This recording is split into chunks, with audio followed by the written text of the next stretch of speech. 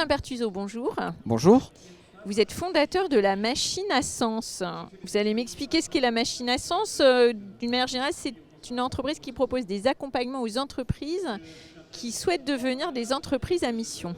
Exactement.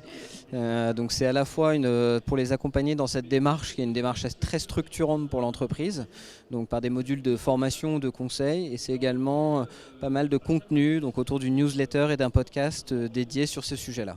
Donc ces dispositifs, si on comprend bien, ils se rapprochent un peu des dispositifs RSE pour qu'on comprenne bien. On peut dire ça. Alors il y a effectivement des rapprochements, les deux sont très complémentaires, il y a quand même un certain nombre de différences. Oui. Donc la RSE, donc la responsabilité sociétale d'entreprise, on est vraiment dans une logique de chercher à minimiser les impacts négatifs de l'entreprise, alors que sur l'entreprise à mission, on va chercher à maximiser un impact positif particulier pour l'entreprise.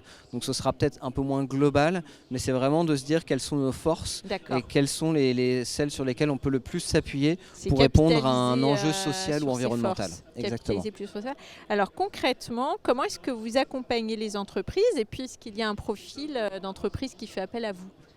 Alors, en termes d'accompagnement, l'idée c'est d'aider les entreprises à se poser des questions sur un petit peu leur passé, d'où elles viennent, leur histoire, où elles en sont aujourd'hui et de les aider également à se projeter sur la manière dont elles peuvent transformer leur activité ou modifier leur activité en lien avec des enjeux sociaux et environnementaux. Donc ça, c'est vraiment la première chose.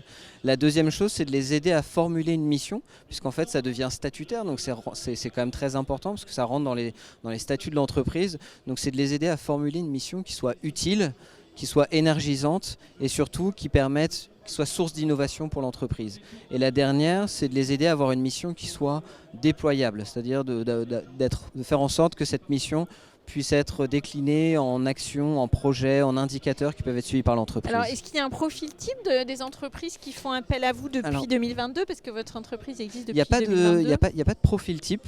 Néanmoins, il y a une conviction qui est commune parmi toutes les entreprises qui se lancent dans cette démarche-là, c'est de se dire j'ai envie de mener mon activité différemment, j'ai envie de mettre à peu près au même niveau les enjeux financiers et des enjeux extra-financiers, en l'occurrence ça peut être des enjeux sociaux ou des enjeux environnementaux. J'ai envie que mon entreprise serve à ça. Et vous sauriez nous dire combien d'entreprises, combien de clients vous avez pu accompagner depuis la création de l'entreprise en 2022 ?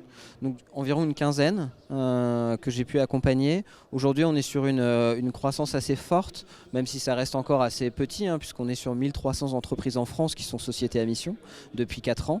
Mais c'est vrai qu'on voit tous les ans à peu près une augmentation x2. Donc c'est plutôt positif et ça montre des perspectives aussi encourageantes pour la suite, parce que les pionniers ont un peu essuyé les plâtres et maintenant on se rend compte que ça peut être utile. C'est pas si compliqué, c'est pas si risqué et surtout ça peut être vraiment très moteur pour le développement de l'entreprise. Alors le thème du BIC 2023 c'est la fierté, c'est lié à votre activité. J'imagine que les entreprises sont fières d'être des entreprises à mission. Qu'est-ce que ça vous inspire pour terminer ce terme de fierté ? Alors, il y a une question que je pose toujours moi, dans les accompagnements que je fais, notamment quand il y a des enquêtes qui sont faites auprès des salariés de l'entreprise. Qu'est-ce qui vous rend fier de travailler au sein de cette entreprise ?